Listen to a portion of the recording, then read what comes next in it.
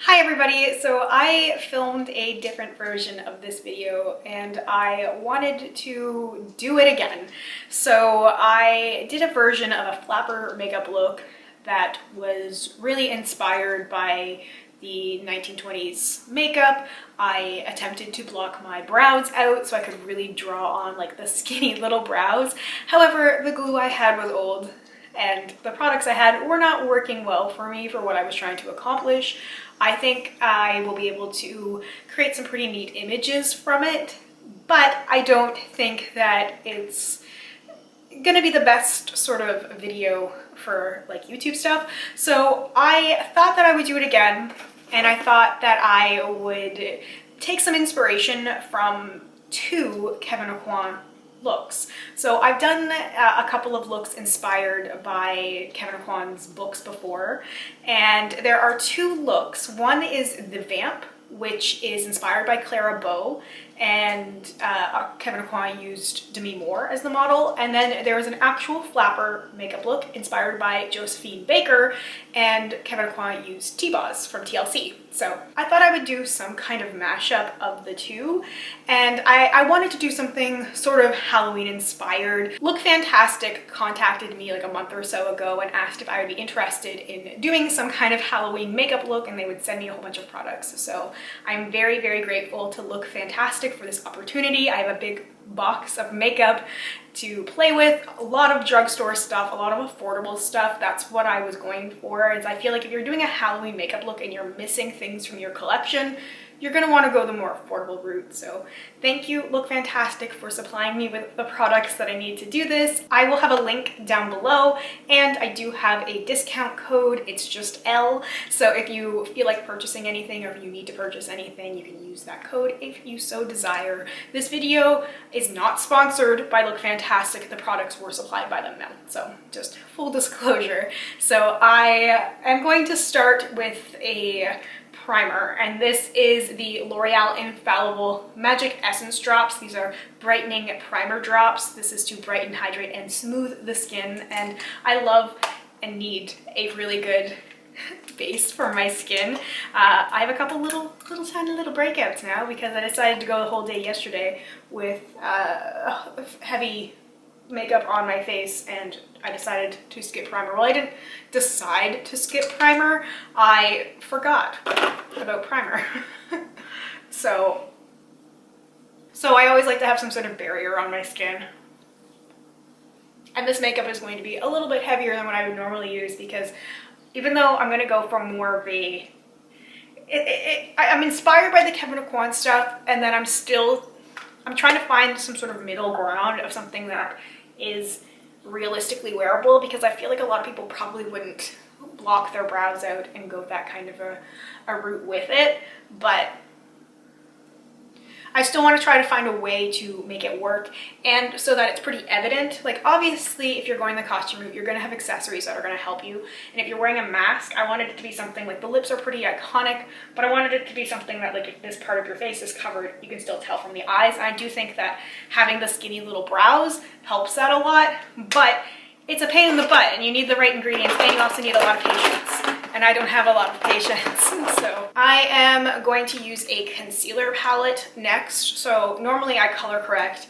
I have from L'Oreal the Infallible Total Cover Full Coverage Long Wear Concealer Palette. So it has three sort of beige concealers, a purple and a green. And the green is really what I was looking for, because I do have redness. And as I mentioned before, I do have some of those spots on my face. So I just like to dip in and cover. I did put like treatments on, and this is one spot that's like won't heal. It was healing, but then I just think, also I had a lot of makeup on. I'll probably insert some clips from the other video as well, just to kind of give you an idea of what that looked like, but it was a struggle, shall we say. I am not a makeup artist, so I don't have a pink color corrector, so I'm just using the lightest of the beige shades just to correct a little bit of my under eye darkness before I go in with foundation. I will be using a lot of eyeshadow and eyeliner though, so I'm not too concerned about covering that up too much.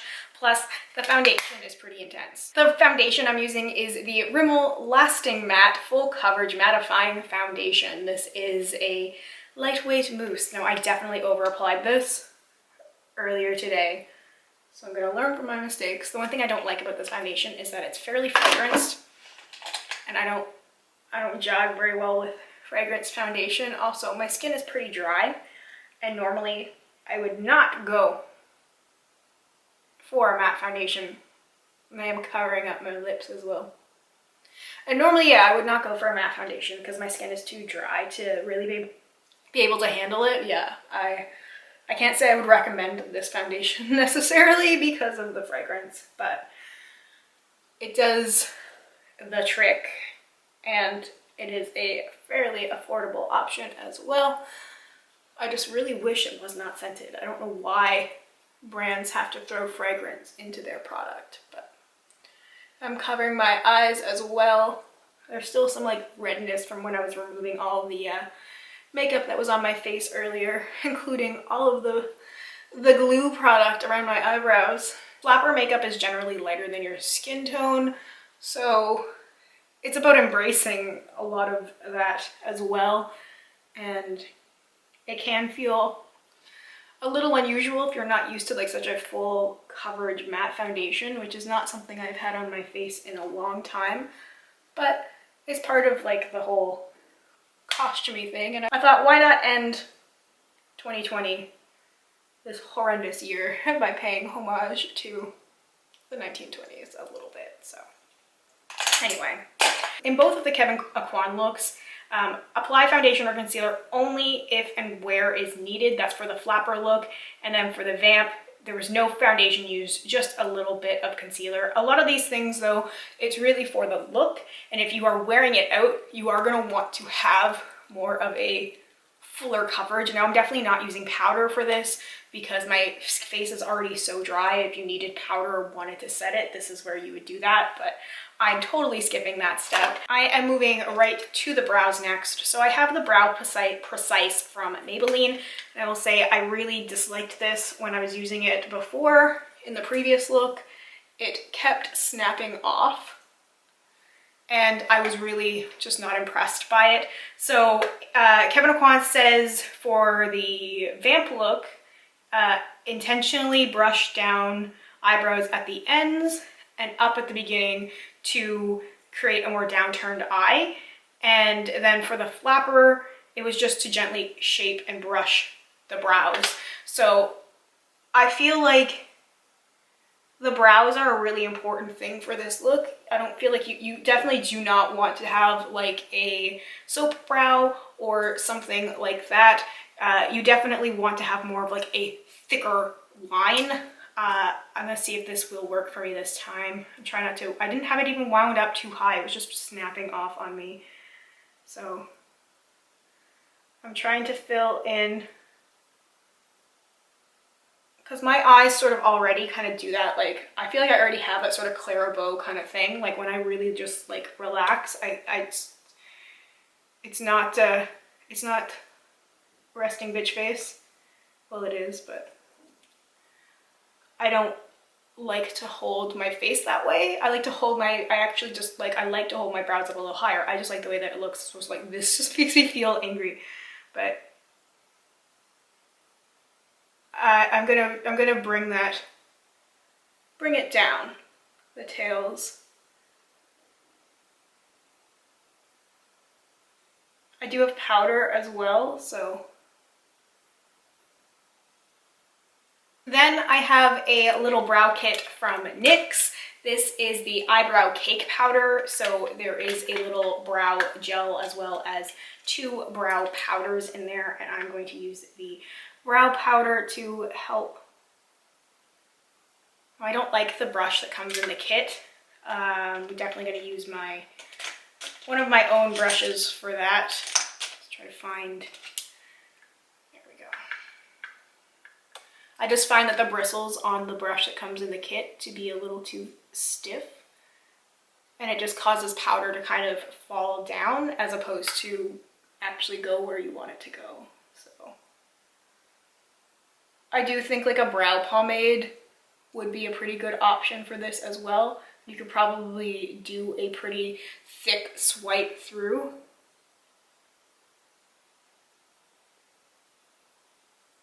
And I'm gonna run the little spoolie that came with the kit into the wax, just to try and hold everything into place. Sorry, I'm kind of shaky today. Kind of shaky always, but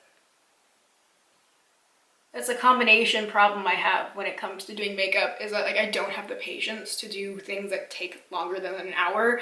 I just lose focus so quickly and I get kind of shaky. Alternatively, like a black eyeliner would probably work as well, just to, I do think it's a little too thick, but I feel like we'll find that middle ground. I've gone through 3 camera batteries today. Next, I'm going in with a eyeliner. This is an Intense Matte Automatic Eyeliner. It's a Matte-Matic by Superliner from L'Oreal. It's just an ultra black. So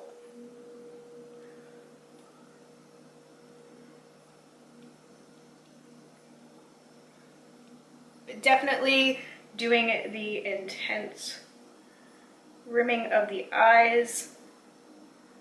I love how sort of simple and fuss-free a lot of makeup styles from different time periods are, and how people were truly just trying to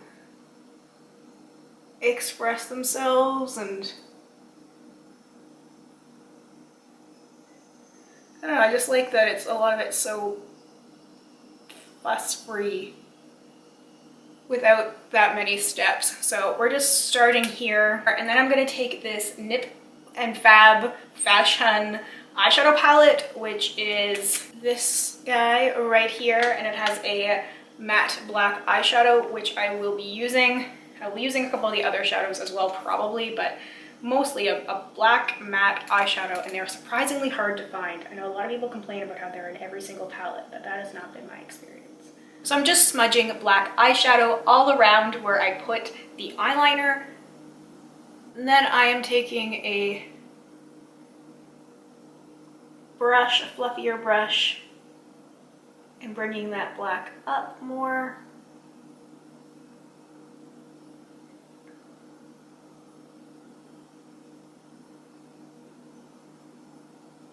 And blending around to soften the edges as well.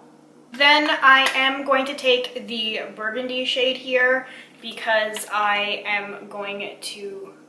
want to have some sort of like purpley tone running through the whole thing.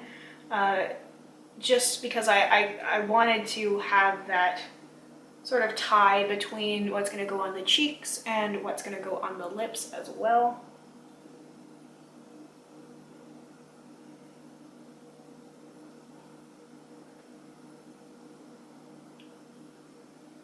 And the thing with this kind of makeup is it's supposed to be very bold. There's a lot going on in the eyes, like the emphasis was on heavy eyes and cheeks and lips. So it's not kind of like conventional makeup rules now that kind of tell you like focus on one feature, emphasize one feature. Like this makeup was definitely about emphasizing everything. And then I am going to dip in a little bit into this brown color, this light brown, the same 3 shades I used for the other look I had done as well. Just I had a lot more lid space because I didn't have browns, so. I feel like this could be like a ghost makeup, a ghost bride or something like that. Makes me think of a zombie.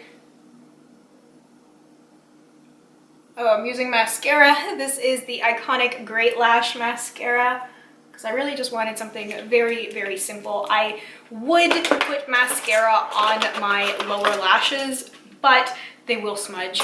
It's just because of the way my face is. I'm using these pre-glued Eyelure lashes. These are texture number set 117, Messed Up Gorgeousness, which will lightly and beautifully elongate your eye. I was surprised that these actually did seem to stick. I really wasn't expecting it to. I was expecting to have to dig into my lash glue, but they really did stay. So I'd love to have more lashes like this. Honestly, it would probably help some of my lash issues. It's very easy to apply. Just a nice little pair of slightly flared winged lashes just to add more drama. Plus these are also probably, I would say, very beginner friendly because you don't have to worry about fussing with lash glue. It's really just take off and apply, and they are reusable. I'm not sure how many times they would be reusable. This is my second time putting them on my eyelid, but they seem to be pretty good. And I imagine if the glue wears out, you could just substitute in your own lash glue. If you've used these before, please let me know. Eyelure is a great lash brand if you're looking for affordable lashes. We're not using bronzer, contour, or highlighter, but we are using blush. My blush broke on me. It arrived broken. This is from Max Factor, and it is a stunning Sienna, and it is a very intense blush, but that's what we want. If you look, I love looking at images of makeup from the 1920s and stuff that has been sort of colorized, and I love seeing the beautiful focus on cheeks. Now, the emphasis usually is to make your whole face appear rounder, because that's what was in style then. Definitely different than what is now, where everybody's contouring and everything is trying to make you know, faces look sort of longer and more sculpted. Now I am, because I want it to be something that I would also feel comfortable wearing and like have it still obviously costumey, but something that I feel like is a little bit more face flattering. Plus I wanted to bring the blush up higher in case part of my face would be covered, because I wanted to include that, because I feel like that might be the case for a lot of people who still want to celebrate Halloween in some way, who may be able to, or just want to dress up, or going to some sort of party or doing something, and wearing a mask for the safety of others is wonderful. Props to you for doing it. And I think that having the higher blush will still allow the general message to come across. I did watch a Lisa Eldridge video as well, where she had done more of like a sculpty kind of blush look, but it was very like watercolor beautiful. And I'm just using the one blush here, and I'm not like, it's not obviously going to be like an 80s sort of sculptural thing, but we aren't using other face products as well, so I feel like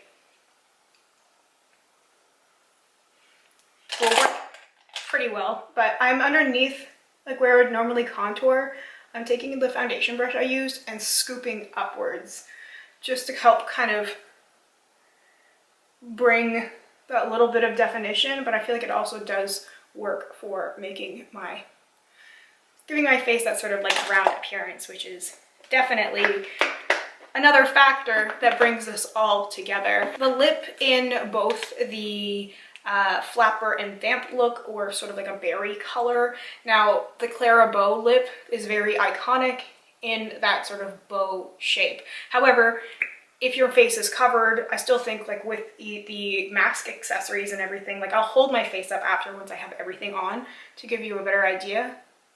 But I am using a lip liner from Max Factor called Plum Pass, and fun fact, like actual flappers and women who wore makeup in the 1920s most likely use brands like Max Factor and Maybelline.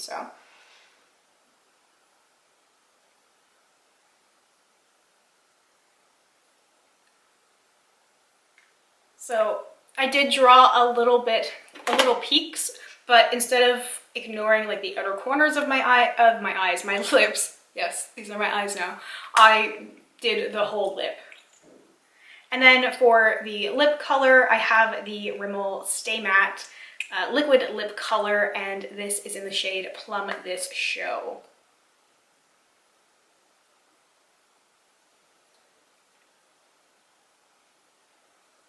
So there we have the lipstick, the lip look. I feel like once I put the gloves on and I have the hair piece on, it will really signify it a little bit more, but I like it.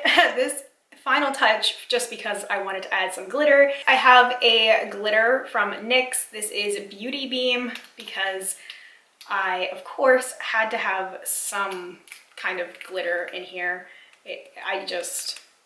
There wasn't enough sparkle for me, so just a little bit of glitter with whatever glitter adhesive you happen to have. I'm using a mixing medium from MAC, and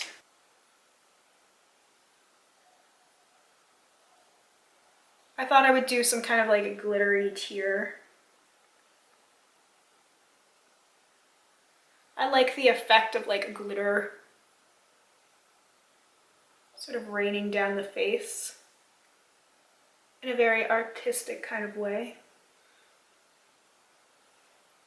she says.